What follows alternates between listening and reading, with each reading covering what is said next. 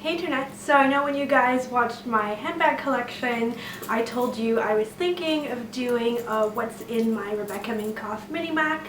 I purchased this bag a few months ago towards the end of the summer. I am still just as in love with it now as when I purchased it. It caught my eye and its little coppery shiny goodness at Holt Renfrew where it had just arrived and I snapped it up right away. I absolutely adore what's in my handbag videos. There's just something about them and I don't need to explain it to you because you're watching, but I'm going to try and make this video as useful as I can too, because I know some of you out there may be large handbag lovers like I always have been. I've always kind of gravitated towards carrying my life around with me, and so falling in love with this bag and needing to fit all of my essentials into it was definitely a challenge, and I think I've picked up some good tips that I can share with you, and I feel like I have everything with me that I really need. Now, just to talk briefly about the bag, Rebecca Minkoff Mini MACs are awesome because they're very compact and they have the adjustable strap, so you can basically unclip it and make it longer if you want to, or shorter, which is what I tend to do because I do like that slightly more formal look, and they just have really beautiful detailing. So there's the little tassels that hang around prettily, and then there's that really classic clip front pocket with the RM on the front and the gold hardware against the coppery rose gold on this one. So if you open the front flap, you can keep a few essentials in there, but I recommend keeping it pretty flat and small.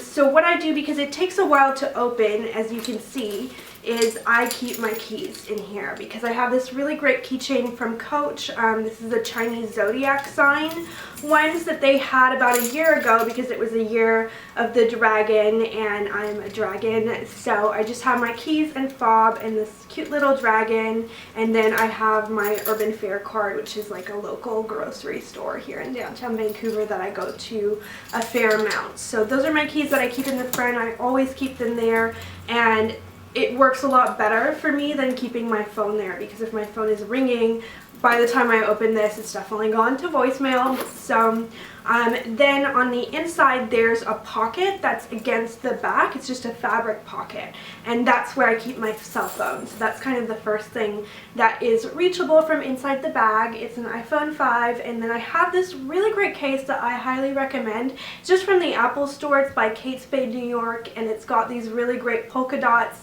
with the white that goes well with the white iPhone, and then the pink girly sides. I think this case is really nicely designed because it's a good blend of girly, flirty fun while still being, oops, try not to drop it, while still being pretty serious, or like serious enough to kind of have out in the office or, you know, around colleagues or that sort of thing. But then of course if you click, if you turn it on, I have a pretty silly background, which is like all these colors of glazed donuts, and I change that pretty often actually. I'm a real big kind of wallpaper person for my computer and iPhone. I like to switch those around, so right now I have glazed donuts. Now the main secret that I want to give you to fit your life in a smaller bag is to get a smaller wallet. It sounds really obvious, but I wouldn't necessarily think about it because so very few brands carry them anymore. Everyone has the really large continental wallets that have the zip around or that are fold over, but they're about, they're not twice the size of this one. I would say this one is about 2/3 the size of a continental wallet.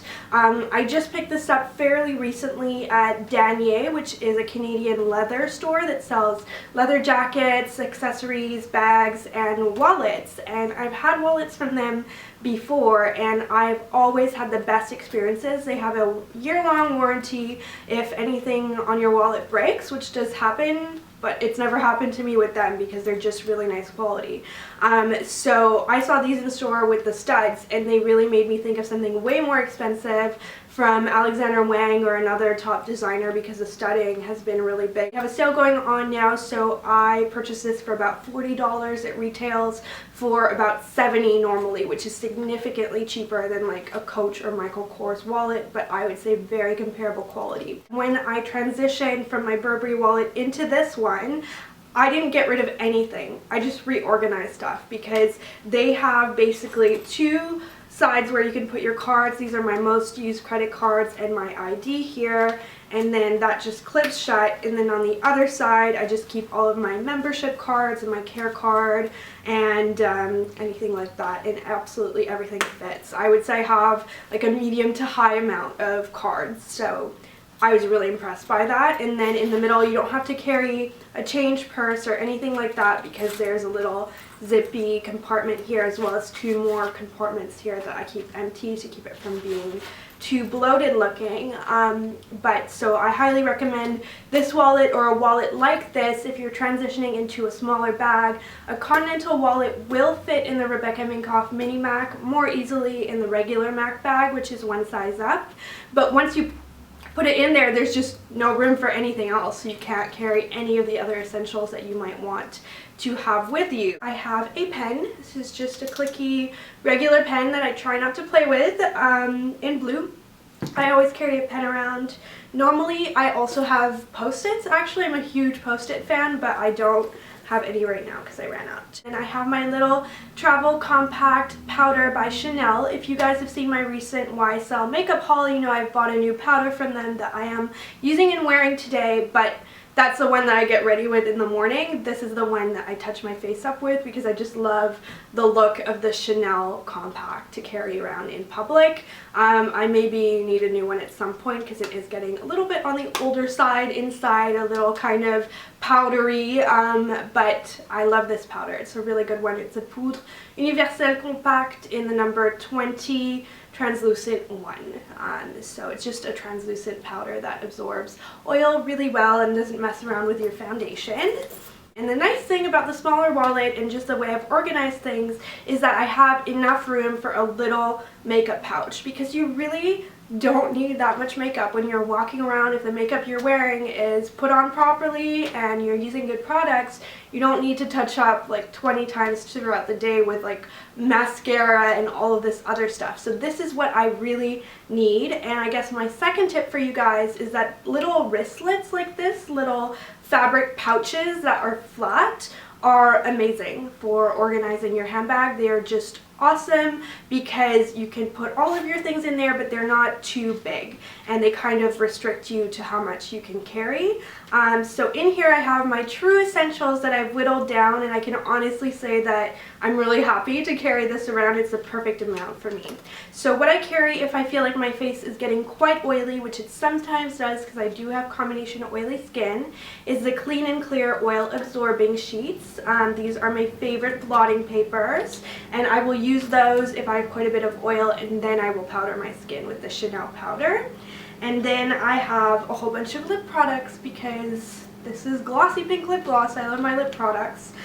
So the first lipstick that I'm actually carrying right now is the one that I'm wearing today, which is kind of fun so you guys can see it, but I put it on because I was out earlier. And it is a YSL lipstick. This was my first ever YSL product, probably. Definitely first ever YSL lipstick, and it is the Rouge Pure Couture in the number 04. In my opinion, it is a really, really great neutral red, and what I mean by that, it's like your lips but better, but quite red and quite kind of visible. Like it's kind of a statement, but it's a true kind of brick red that has a little bit of brown and just really nice wearability, so that it's not like a real in-your-face red. I wore this for my bar celebration, and I was really happy with the way that it looked in photos. And then I have a concealer too in case I have a blemish or some under the nose redness. I've had some recently, and this is the Revlon Photo Ready Concealer. It's a decent dupe for the Clé de Peau super expensive concealer. This is a really nice cheapie that I've always kind of carried around in my bag. I always carry 2 lip balms because throughout the day those are just my favorite things to touch up my lips with,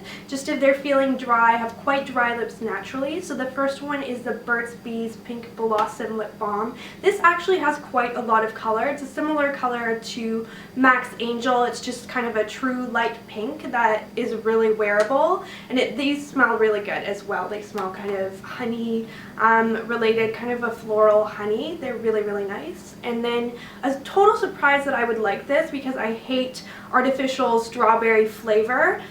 This is a Nivea Fruity Shine Lip Balm, and it's kind of a shimmery red, but it's transparent, so it lets your lip color shine through, and it looks really nice. It smells really good. It doesn't smell like artificial strawberries to me. It smells like kind of like a strawberry yogurt, like a creamy strawberry. It's really, really good.